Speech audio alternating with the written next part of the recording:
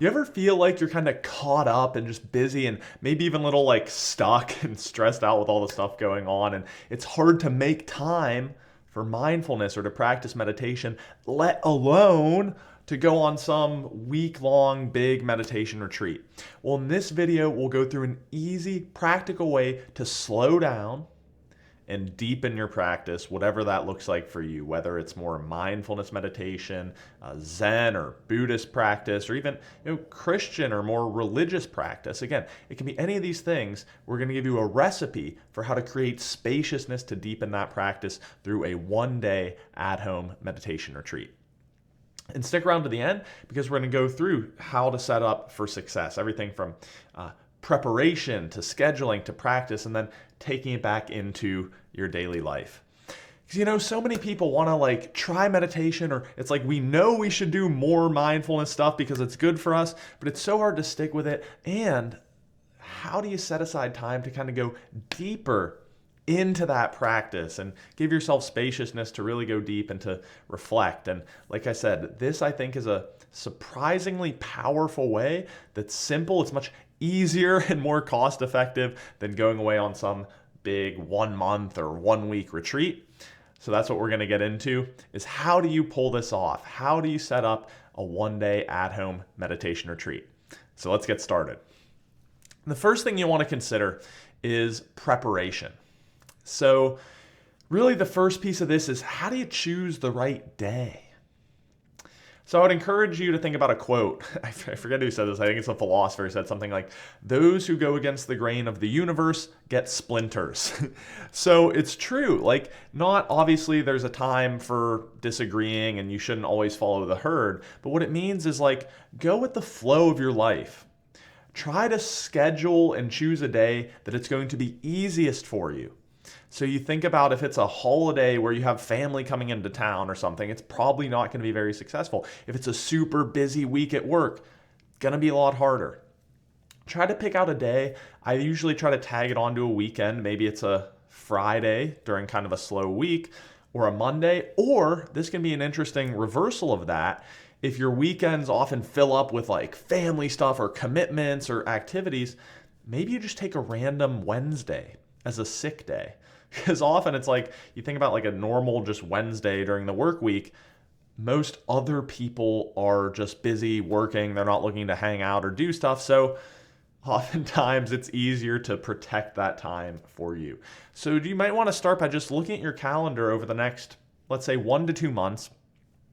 Think about first, would one day on the end of your weekend be easier for you? Or if you think that that'll fill up with other commitments and trips and activities, maybe think, okay, is there any kind of slow week here at work or with family stuff where I can just pick maybe a random Tuesday or Wednesday and take a sick day or take a time off day, whatever you want to call it. Okay, so once you've chosen that day, the next piece is to set an intention and expectation. So an intention is really the internal version of that, setting your own internal expectations, meaning that you are truly going to step away and take an entire day for yourself, which is going to be a challenge for you. That's fine. But you want to think about this day almost as sacred.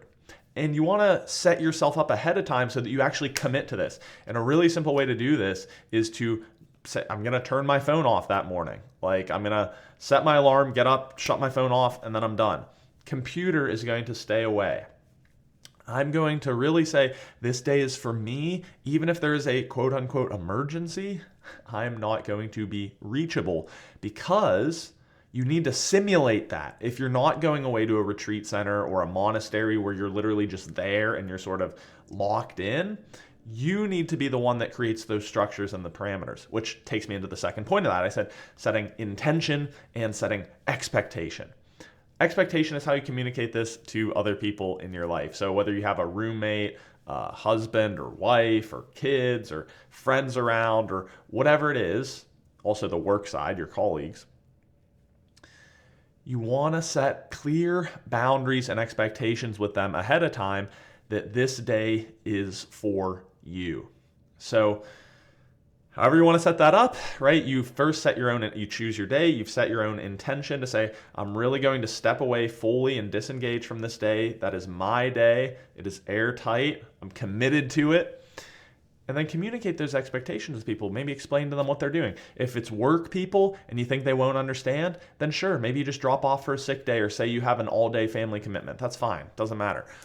If it's people in your immediate life that may drop by or want your attention or whatever, maybe you can define some clear expectations for what constitutes a true emergency, or think through some courses of action where you say, hey honey, if the kids get sick that day or they're late for baseball practice that day, are you available to help out there? Right? So you're just setting up the expectation so that people know that just for one day you can step away.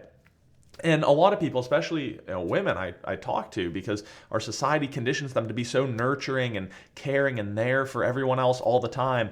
It's kind of that unfair expectation that a lot of women have to face of being super nurturing and taking care of everyone, but also being a go-getter and career woman. Okay, anyway, I'm ranting there, but my point is that oftentimes women especially have a hard time with this, with taking a day for themselves, these kind of self-care, of just stepping back from all the pressures and commitments and obligations. And the challenge I would say to you is, if you have people in your life or work or any situation where you can't take one day for yourself, like, you don't have a life. I'm sorry. Now, granted, I know there's expectations, there's exceptions to this if you're like a new mom or a new dad with a little infant. Okay, I get that. But generally speaking, I would really challenge you here to say that you need to be able once in a while to step away fully and take one day for yourself.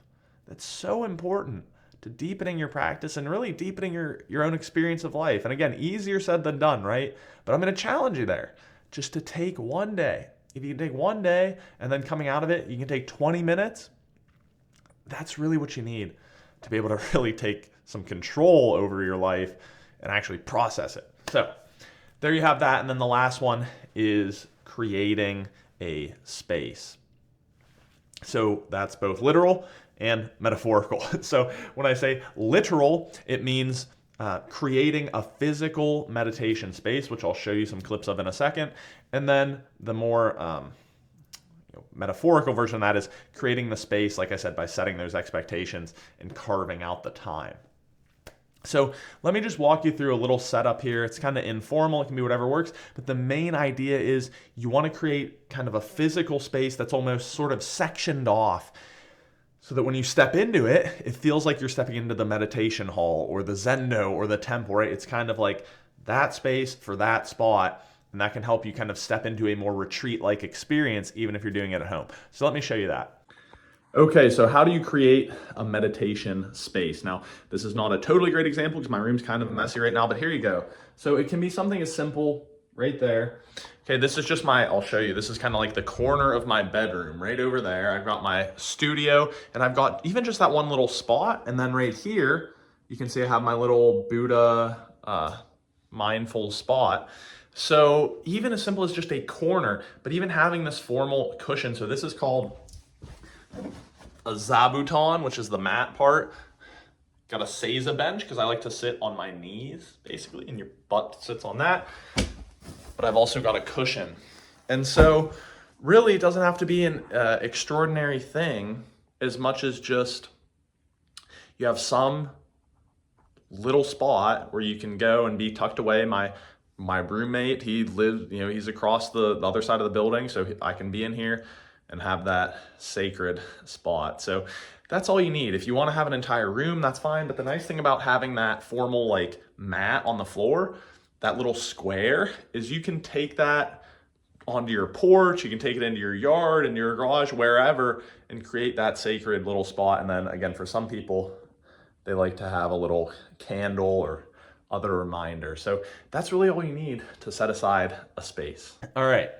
So you have just prepared for the retreat. You've chosen a day, you've set an intention and expectations, and you've started to design your space.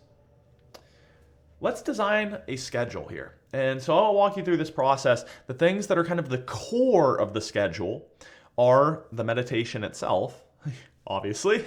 Whatever that looks like for you. It could be a Vipassana, which is breath focused, Zen, which is more just awareness. You could be listening to some guided stuff. Okay, whatever it means to you, but you got to have a practice schedule. Meals, right? You're going to want to eat. Okay, so that's part of it. And importantly, which we can talk about, meals should also be viewed as the meditation practice. They're not separate. It's not like, okay, all right, finally, I'm done with that meditation. Now I'm going to go grab my sandwich and just, no. The meals, the act of eating itself can actually be a really powerful form of meditation where you're kind of before the meal, settling in and maybe thinking through how this meal got to you, being a little bit grateful for it, and then savoring each bite, consciously chewing, okay? Then savoring the flavor, smelling the aroma. Okay, the meal itself is a form of meditation, so don't overlook that. You may also want to build in time for reflection or learning. So maybe you like to journal a little bit. I have this nice Power of Now journal that was gifted to me. Maybe it's reading something. So I have this wonderful book, How to Stick to Meditation, written by a great author, Jackson. That's me, I'm kidding. But it is really good, kind of a practical guide. Maybe it's kind of listening to a Dharma talk, which I can share a few resources there. But if you look up, most Zen temples or Buddhist centers online will have access to like Dharma talks, which are talks on meditation and Buddhism and mindfulness. But even if you're not into all that, you could still look up on YouTube, who's your favorite person, whether you're like a Sam Harris, Jon Kabat-Zinn, any of these kind of meditation teachers that you identify with. Or if you're religious, I think I have one back there. I don't know where it is, but the Bible, right? You may consider incorporating some reflection or learning in addition to the meditation. And then finally, you want to bring in some breaks and maybe exercise too. I love doing the at-home retreat because it means I have time to go to the gym and get a workout in, whereas if I'm at a retreat center, oftentimes I can't do that. So those are the core pillars. Now I'll show you just kind of how you can set that up. Okay, so let's talk about how to make a schedule, and it's pretty simple. I recommend you just go, if you have a meditation center you follow or a community or anything like that, or even just whatever. So San Francisco Zen Center, that's where I lived and studied with monks, and you can find their one-day sit schedule just online, right there. Okay, and so then all you do is you just take this basic outline and then you can apply it to your own day. So think about this, so 5:20, all right, that's reasonable. So then I might just come down here and say 5:20, wake up. And then what? They call it Zazen, which just means meditation. And then you have Kinhin, which is walking meditation. So really there you're just alternating some sitting and walking meditations for about an hour, let's say. So again, you could just say sit and walk, 25 on, 5 off, right? Whatever works for you until say 7:20. Okay, so you can see I'm tweaking it slightly to make it my own. And then Soji, that's kind of like mindful cleaning. So I don't really need to do that because my apartment's pretty clean. So maybe at 7:20, then I'll just say I'm going to read for a little bit and then journal. And then at 8 o'clock, I'll eat breakfast. Okay, then what? Well, it looks like I'm a little off track from their schedule, but they have some more meditations, and they also have a Dharma talk in there, which is like kind of a TED talk almost, but for Zen monks. So they share like teachings and lessons. So again, and then they have lunch at like 12. So, all right, I've got 4 hours. Well, breakfast, I'll probably want to have like 30, 45 minutes for that. So let's say to 8:45 to 10:45, that's going to be more of my sitting and walking, roughly 25 on, 5 off. And then that takes me to about 10:45, so maybe to 11, we'll do a break.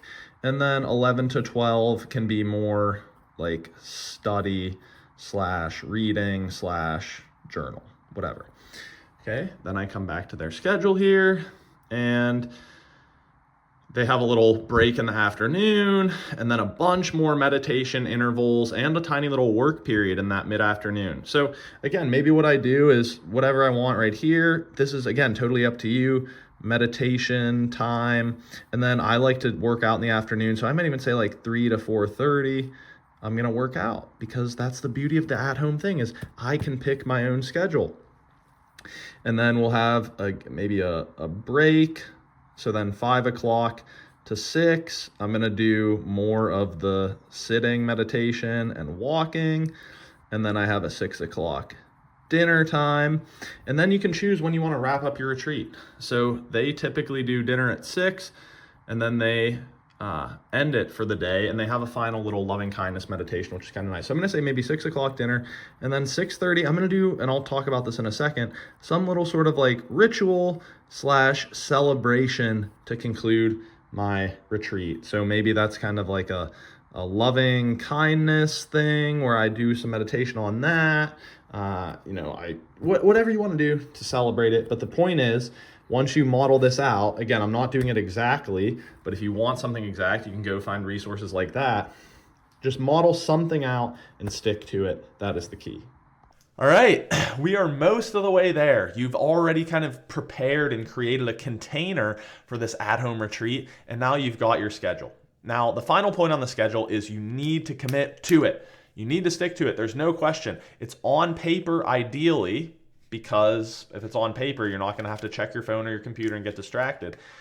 But secondly, it's on paper, it's already set, so that when the day comes, you don't have to think through, what do I do now? Should I go clean? Should I go eat? Should I go? It's like, no. You just show up. You just show up and stick to the schedule. And if you do that, you will have completed the at-home retreat successfully. So let's talk about practices here. Now, if you're totally new to all this, you may want to reach out to me or look for my channel for some other kind of introductory type videos. But there are a few different meditation practices you consider, and here I'll just give you a brief overview of each one. So you have seated practice, right? This, of course, is more of the traditional, what we think of meditation. And so you're sitting either seiza, which is on your knees on a little bench, maybe sitting cross-legged, or you could just be sitting in a chair if that's most comfortable for you and your physical needs. As you do that, you need to have some sort of anchor, right? Which is just an object that you're going to bring your awareness back to again and again in the present moment. So it may just be your breathing, okay? So you're breathing in and breathing out, and when you notice your mind has wandered off from the breathing, you bring it back to the breathing. It could be the present moment itself, just aware that you're being aware, kind of like shining a light on your own awareness. And when you realize your mind has kind of wandered off from awareness of the present moment, you bring it back. You could even do some controlled breathing. I sometimes do breathe the count, it's called, where I will breathe in for about 4 to 5 seconds and then kind of slowly for 7 to 9 seconds breathe out. And again, that helps me to control my breathing.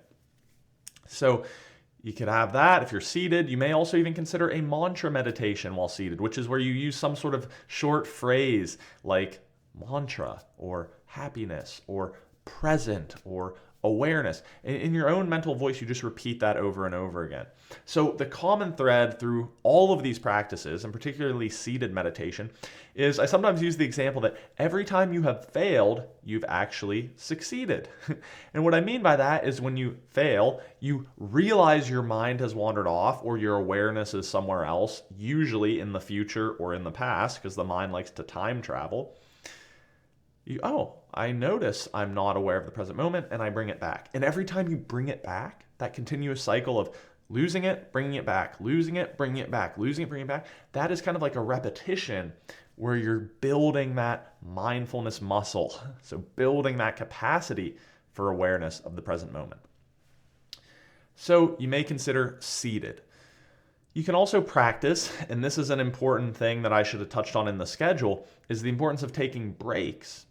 So getting up and moving your body a little bit can help, especially if you're doing a lot of seated practice. So one way to do this is mindful walking, sometimes called kinhin in the Zen tradition, but it's where you're walking, but in a way that's very slowly and very intentionally, where you're kind of feeling into each step as it touches the ground. And you're being conscious of your body, walking very slowly. And that way you can sort of move your body a little bit and stretch out, but you're still engaging in that slow, mindful attention. You may consider body scan. Okay, so similar practices, and going closely with this, yoga.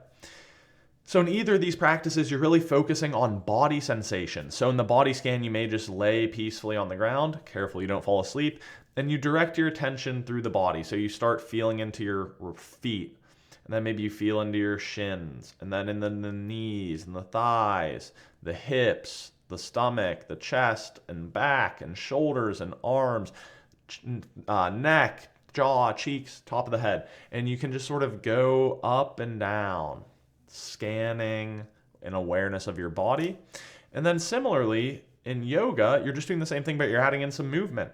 So you're stretching, you're moving, and you're feeling into the movement and the sensations of your body as you go.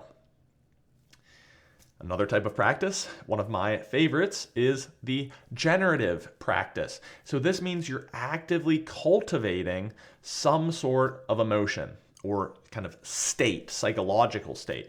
And so a classic example of this in a lot of the Buddhist traditions is a loving kindness meditation. So if in a more traditional mindfulness meditation, you're paying attention to your breathing, let's say, and you're just trying to be aware of the breathing. Let the breath breathe itself. You're just observing. A loving kindness meditation, on the other hand, is you're actively generating an emotional state of love and kindness, and it can feel really nice, actually. And so you may do this by bringing to mind someone you really care about and just trying to almost wish them love and happiness. Feel like from your body, you're almost sending it into them. And that could be a little mystical, but even if you're just like, that doesn't make any sense, okay, it's a metaphor, right? But it's something you actually feel in your body. You feel the sensations towards them, and you think of sending it out to them. And then you think of radiating it out to maybe some people that you don't know. And I know that all sounds a little out there, but if you try it, you'll be surprised what that inner experience can be like for you. Final practice you may want to consider, I touched on earlier, is time for learning and reflection. So again, you could have some time to journal in there. You may think of some prompts, things like, what is my way? How am I doing? What am I optimizing for in life right now? What's important to me? How do I want to show up? Whatever matters to you.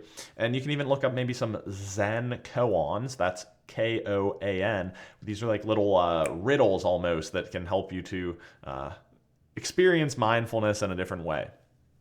And similarly, Dharma talks, that's Dharma, which are often given by Buddhist teachers, can be very powerful. But similarly, just looking at TED Talks on meditation, or your favorite meditation teacher and listening to a recording, or even reading a book. There's some really great books out there. I'm just looking back at my bookshelf. Jon Kabat-Zinn, Wherever You Go, There You Are. The Power of Now, Eckhart Tolle. The Untethered Soul by Mickey Singer. Zen Mind, Beginner's Mind by Shunryu Suzuki. The Tao Te Ching. Any of these things, right, that ideally you're probably not reading like a fiction book that's like a story or infotainment, and maybe not a super technical nonfiction book, but I think it's totally fine to weave in there some books that help to bring you into the mindfulness or meditation, or even religion or spirituality, whatever, again, is powerful for you. So that's a high-level view of some of the core practices here. We have kind of the seated traditional modalities of meditation. You have mindful walking and movement. You have the body scan and yoga. You have some generative practices. And then you have Dharma talks as well, or broadly speaking, time for reflection and for learning. And so I'll actually cut to a little video here to just walk you through some of those in a little bit more detail. If you're familiar with all of those practices, then you can just skip ahead a little bit to where I talk about some of the final challenges and thoughts to consider for the retreat. But if you want to have some of these kind of in your repertoire, stick around for the next few minutes and I'll show you some of those, okay? Okay, very informal, but I'll show you a few of the basics here for sitting, walking, etc. So let's talk about the posture first for sitting. So I'm down here in my meditation spot. And this is called Seiza. So I have this little bench that goes behind me. And I just kind of sit here. If you're kind of tall and don't have great mobility, that can be a great option. So then you're sitting kind of upright, neutral spine, just like this. Your hands, often you think of like putting them together like this, sort of cupped, and they can rest on your lap. And then you just come back again and again to your breathing, to the present moment, whatever your focus is. If you're using a traditional cushion, that would be something like this. Couple options. I'll show you two of them. You want to kind of sit on the edge of that cushion, so you're not directly on the middle of it, but your butt is kind of forward on it towards the front. That's going to be helpful. And the key is you want your hips to be even or above your knees. So if you're sitting like this, you can see how my knees are up, you're going to get really uncomfortable. Maybe I should wear pants for this. But here's the couple options. You have full lotus, which I cannot do, but so I'll show you half lotus, where you have one heel on the opposite thigh, and then your knees are kind of grounded into your mat. And again, you're kind of upright and you're staying like this, or you can just drop that down and go. It's called Burmese. So once again, your knees are grounded so that they're even or below your hips, and then you're sitting peacefully like that. And you can also sit in a chair if you want. The other one I'll show you is mindful walking. So the traditional way you do this is you kind of put your one hand like this, and then your right hand is wrapped around it. I cannot do that because I'm holding my camera. And so you kind of put those in the center of your chest, and then you're just gonna walk very slowly, almost to a point where it feels kind of odd. Just like this. And you notice I'm feeling heel to toe each and every step, walking very slowly. And now that's something you can do in the Zen tradition that's called kinhin. If you're doing it outside or something and you don't want to walk that slowly and that weirdly because people are going to look around and think you're a psycho, that is reasonable. So just walk slowly, okay? Just walk slowly, a little more slowly than usual, and try to be mindful as you do it. I also touched on generative practices, okay? There's not much I need to physically demonstrate for that, but this is where you're picking out a specific emotion or psychological state, and you're trying to generate it, you actively embody it. So maybe it's gratitude, let's say. Okay, so you may write down 5 things you're grateful for, and then you really reflect. You bring an image of that thing or that person to mind. What is the impact it's had on you? How do you feel about them? How has it shaped your life? What are you grateful for? Why are you grateful? And you bring your attention back in and you feel into that emotional state and generate it in your heart and brain and body. And you do that for a few minutes, and it's kind of like, again, building that muscle. So that's the generative practices, which I talked about. Body scans or yoga, kind of intuitive. So the body scan, typically you'd sit or lay down, and you're just guiding your awareness almost like a beam of light through the body. So if you want to practice this right now for just like a 30-second version to try it, you can close your eyes, unless you're driving, and then keep them open. Bring your attention into your left foot. Feel the bottom of your left foot. Maybe it's on the floor or against the bottom of your shoe. You just know where it is. You don't have to think left foot, left foot, left. You just kind of know, and you can feel it. Maybe there's some heat there or moisture. And then you move into the left ankle, noticing those sensations in the left ankle, coming up into the front of the left shin and the meaty part of the left calf. What do you notice there? Could be tingling or warmth or tension or looseness, anything. Now the inside of your left knee, you can kind of feel that, the joint. And now into your left thigh, into the left glute. Maybe it's sitting on a chair. You can feel something there into the left hip. Now think of feeling the whole right leg all at once. So instead of a laser beam, it's kind of like a broader lamp of light onto the right leg. So you can feel that whole right leg. Now move this awareness up into the chest and the stomach and upper back. Maybe again, there's tension there. You just can feel where they are and what's going on there. And maybe you even notice the rise and fall of the chest. And if you pay close attention, you may be able to feel your own heart beating. Not like you have to put your hand there, but you can just actually maybe feel it beating. if you bring your awareness to it, which is crazy because it's doing that all day, in case you didn't realize, and yet we don't even notice it. And then you can bring this attention into the face and the eyes and finally the center of the forehead between your two eyebrows and come back. So that was a rapid fire version, but at least now you get a sense for how you can do this practice for 10 or 15 minutes, just slowly going around scanning the body. And then similar, you know what yoga is, so I would recommend you watch a video. I'm not about to do a selfie yoga video for you as much as I like yoga. And then finally, practices I reviewed or learning, books, talks, journaling, etc. So hope this gets you started. Okay. So you're just about there. I want to share with you a couple final challenges that could get in the way of your one-day retreat and how you can overcome them. The first is restlessness, of just like you're starting your day or you're halfway through the morning or even into the afternoon and you're like, oh my gosh, I'm so bored or I'm struggling to sit. How do I do this? Like my mind won't shut up. Okay, the first thing is about expectation. If you don't have any thoughts, your mind is totally clear, you're probably either sleeping or worse, you may be dead. The truth is, the brain is always producing thoughts and ideas. It's kind of like our saliva glands, right? That are always kind of secreting saliva. A little bit of a weird thought, but it's true. Our brains are constantly secreting thoughts. So it's not a matter of shutting off the mind. It's not a matter of stopping the train of thought, I sometimes say, or stopping the current or the flow of thoughts. It's really about getting off the train and then watching the train go by, or not stopping the flow of the river, but stepping back from the river and riding it or watching it flow by. Okay, so it's not so much the stopping, but the stepping back and watching the thoughts come and go. So if you're restless or you think, oh, I can't meditate because it's too hard and I have monkey mind, it's BS. That's kind of like saying, oh, when I start going for a run, my heart rate shoots up and I start to sweat and my breathing, it's a little harder to breathe. I don't think I can run. It's like, no. You are a human being. So your mind is going to wander. You're going to be restless. It's going to be difficult. Yes, that's right. It's going to be boring and difficult and tedious in a lot of ways. But that's why it's called practice. And that's why it's called training, mental training.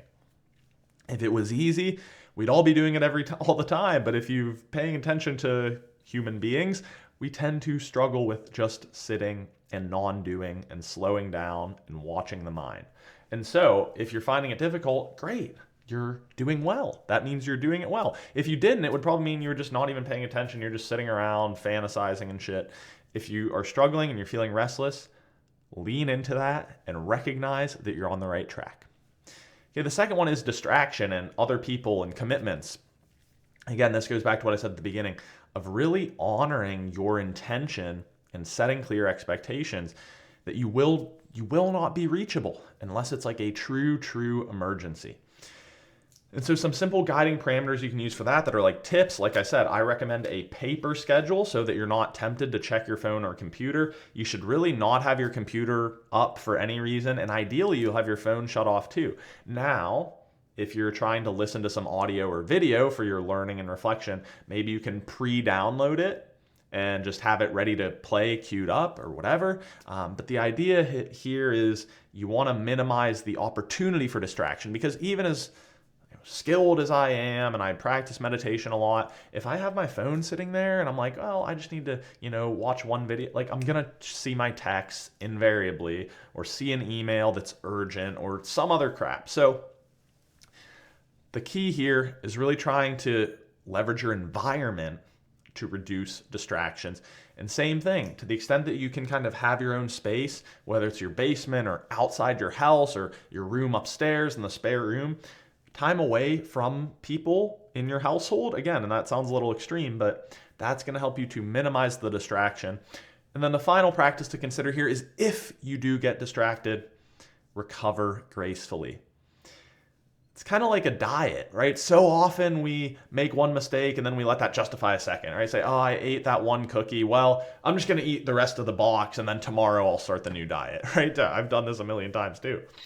So instead of that, the idea here is the first mistake is never an issue. It's letting that first mistake become a second and third and fourth, and it can derail your whole retreat. So if you get distracted, you get an important phone call, you get a text, you see an email, your wife comes in and says, hey, honey, I need you to help with the kid for a second.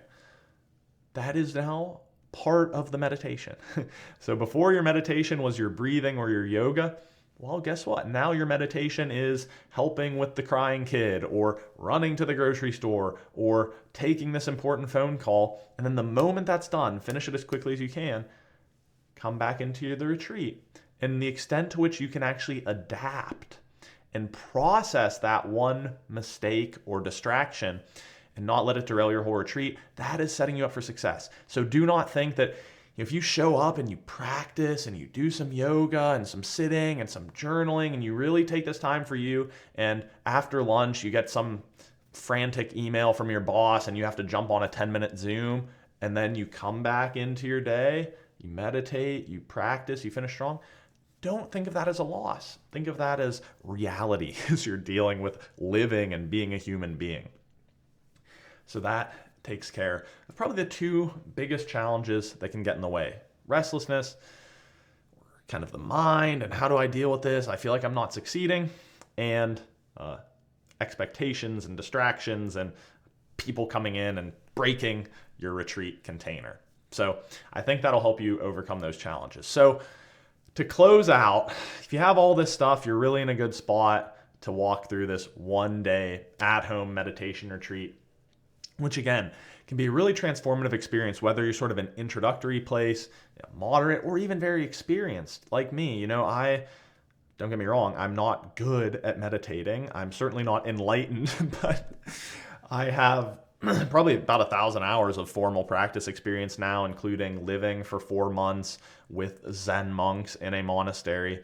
And all that's to say, even for me, I've found that as much as I want to do a week-long full retreat each year, that doing a 1 day every couple months and then sometimes a 3 or 4 day once or twice a year at home has really deepened my practice, and it's a hell of a lot more convenient because I'm also running a business, kind of 2 businesses actually, doing videos and writing books, all this stuff.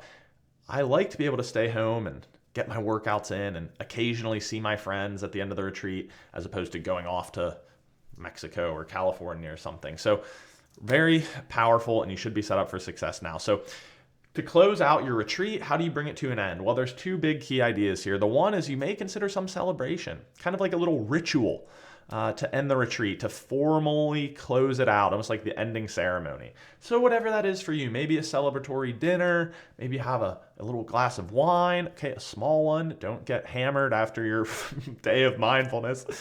Something little like that that's just a formal, even a bow or a final reading, and maybe even just recognizing with yourself this commitment to practice that you just engaged in, and then make a commitment to carry it forward, because that takes me to my next point, is how do you integrate this into daily life? Well, here is how you don't do it, okay? This is the opposite of what we're trying to do.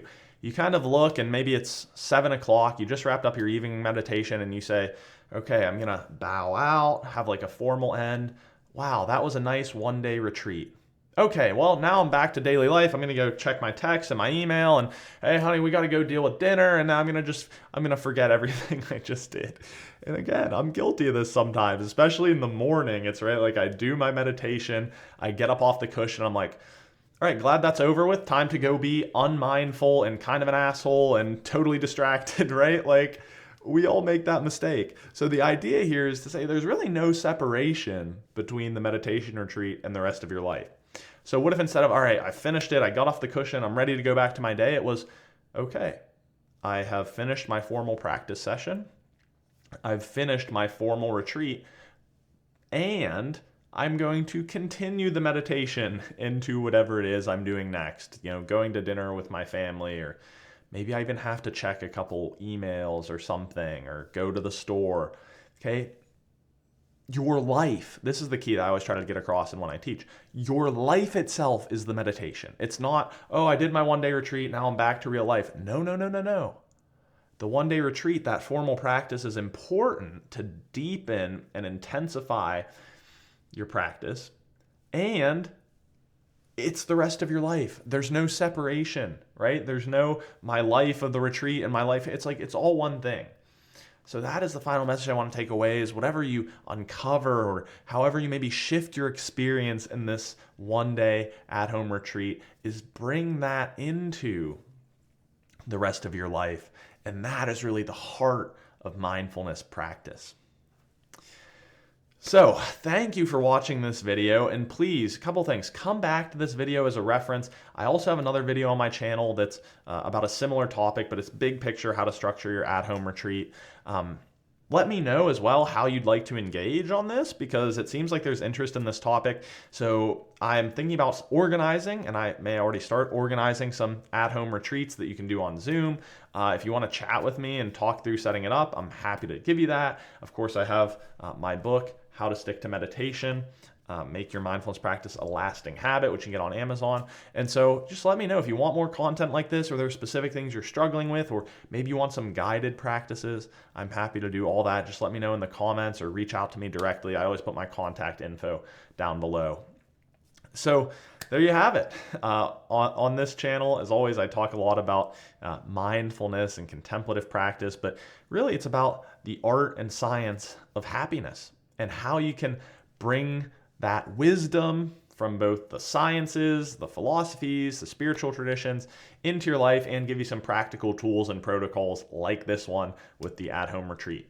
So here's a video that YouTube suggests you'll like, and that's all for now. So this has been Jackson Kirchis, and I thank you for watching.